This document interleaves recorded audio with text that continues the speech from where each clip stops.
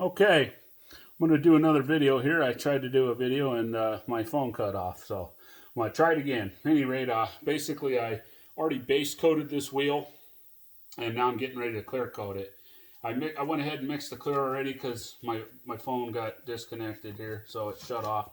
So I'll show you guys again how I mix it. So basically, get straight into it. I'm going to use a product called Sickens HS Plus 2-pack Fast. They make a slow version of this as well. And then it's followed up with the hardener. So this is the LV version for low VOC. So California loves this paint.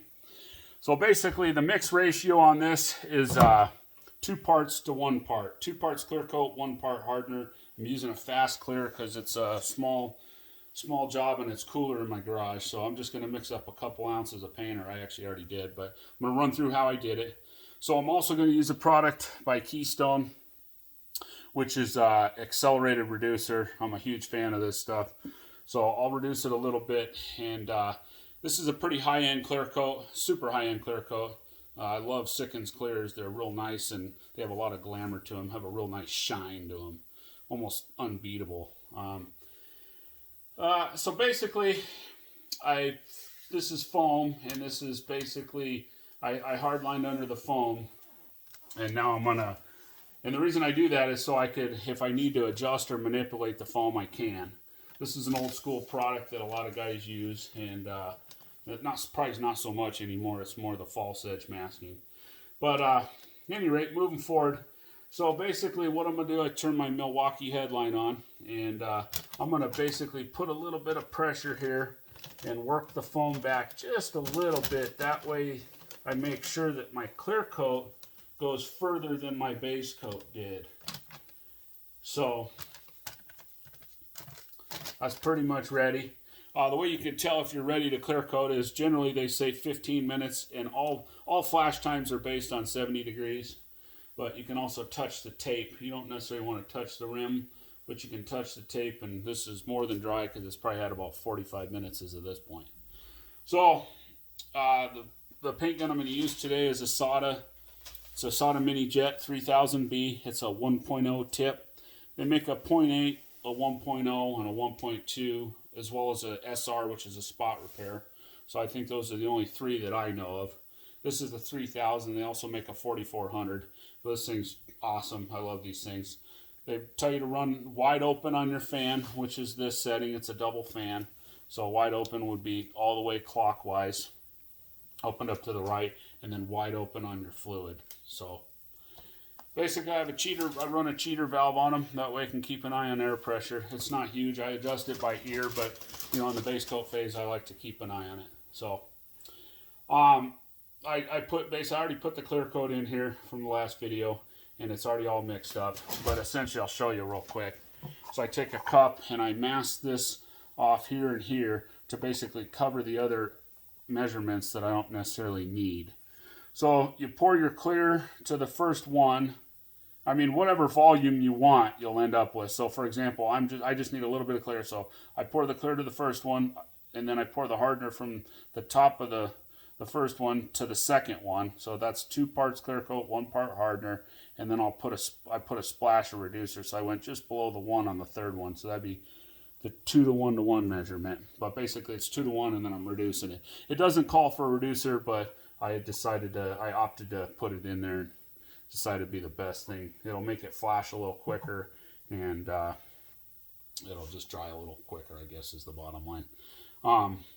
One other thing is I put the cap on the clear and the hardener, but I did not put the cap on the reducer because I'm going to use that as a blending solvent. I have some blending solvent, but it's in a can and I don't quite trust it, so I don't know how good it is. So basically I'm going to opt out of that and use the reducer as a blending solvent. So I'll show you a nice little trick that I do on these wheels.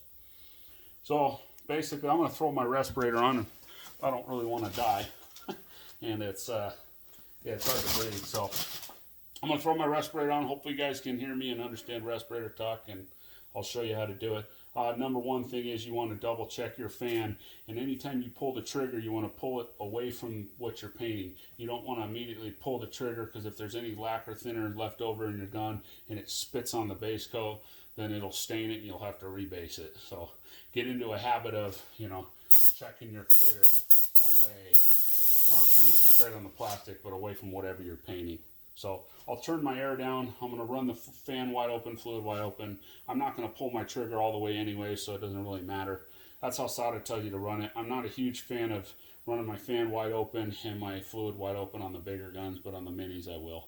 So basically use real low air pressure. I'm guessing maybe like around 15 pounds or so, 15 psi.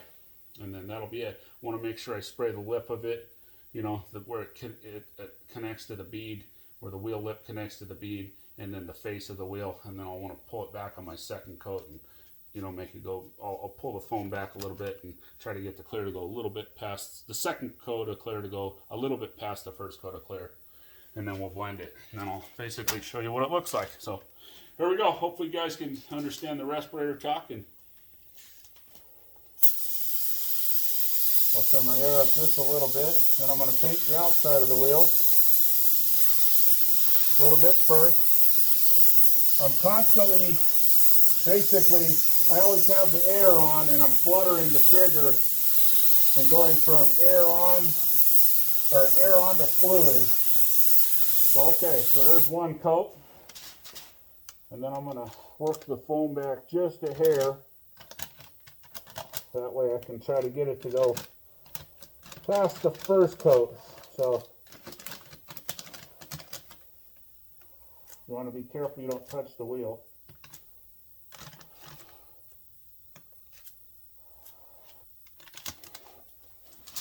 I'm going to go ahead and open my garage just a hair. So hang tight. Oh, I guess I can. I have it locked. So, okay, so I can touch the plastic to kind of see how it's tacking up. And I'll give it a minute or so. I don't want to let it last too long. Pull real light air on it. It's not going to hurt it.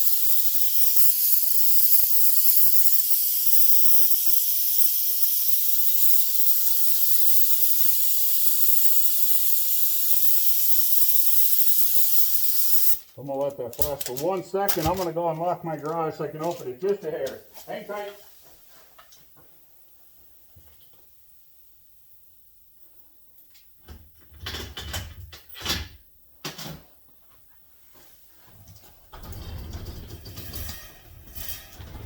Okay, I'm back.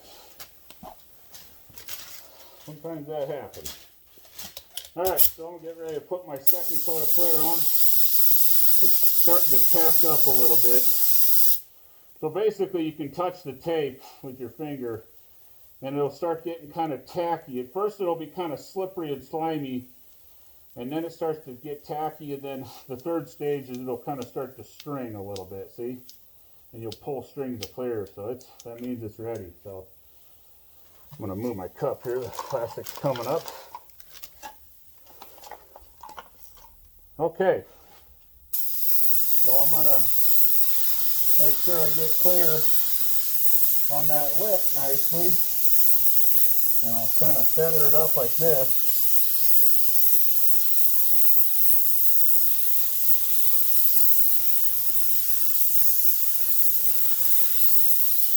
A little bit of the half coat over it.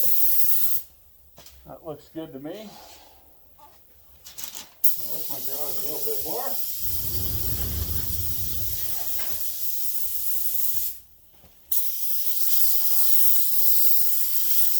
Okay. So now I'm going to empty the clear coat into the cup, and I'm going to depress the trigger so it empties out all the clear. You'll want to do this somewhat quickly. And I'm going to put just a splash. Hope you guys can see this, a reducer. That's even a little more than I wanted, but now I can depress the trigger in the cup again. Make sure I got all the clear coat out. I'm going to spray just a hair of the reducer and then clear the tip. So I just want to spray just the edge of this foam. Turn the air down. You want to go very, very, very, very lightly. Just real super light, just on the edge. I'm going to give it, I'll let it kind of flash for a second, and then I'll give it one more coat, but super, super, super, super light. If you put too much on it and you get that clear wet, it'll run your clear. So just basically all I'm trying to do is fog the edge of that. Okay, that's it. That's all I want to do. And then I'm going to grab the edge and carefully peel it. And basically what that does is it allows the clear coat to roll over that edge and give you a real nice soft edge. So basically here it'll kind of roll the edge of that clear over and you won't see the edge from the clear coat. So yeah, basically that's how you do it. Turned out nice. So thanks for watching, and I'll see you in the next video. Thanks.